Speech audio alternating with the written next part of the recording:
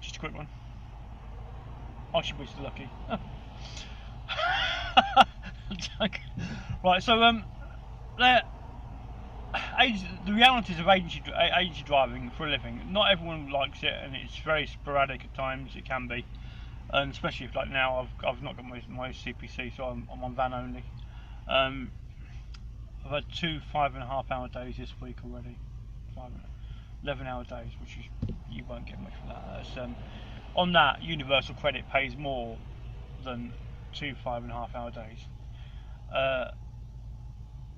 Because Universal Credit would actually pay you 80 quid, 100 quid to rent to your landlord, and it give you 70 quid in your pocket. To get 170 net, you're going to be you need to do about 2 or 3 days. Example of that, I done 23 hour, 11 and a half and a 13-hour day. So that's 11 and a half, that's 23, 24 and a half hour day, 24 and a half hours last week, and I earn less than Universal Credit would have paid me. Albeit I earn more because I don't have accommodation because I live in the car.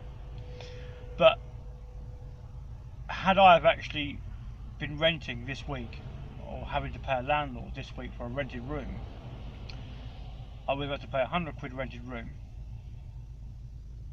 and I would have got less than half of what Universal Credit would have paid me for living costs.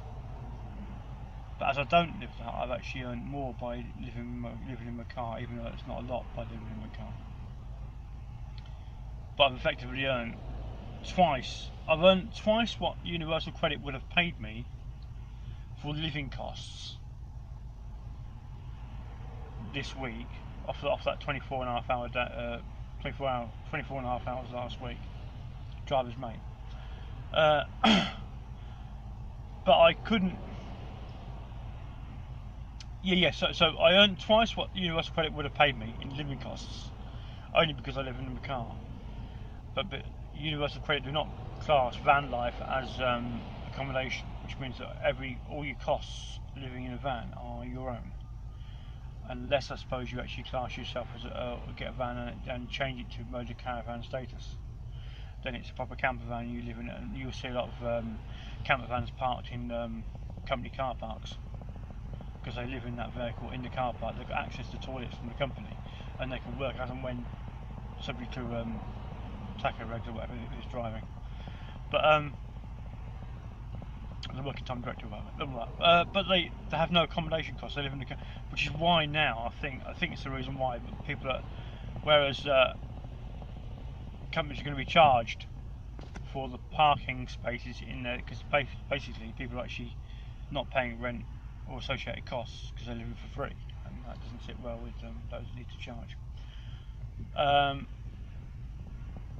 All that saying, so it's a bit of a random vlog, and basically I am so lucky at the moment today, because I have my phone on charge. I live in my car. I haven't got a battery pack thing yet.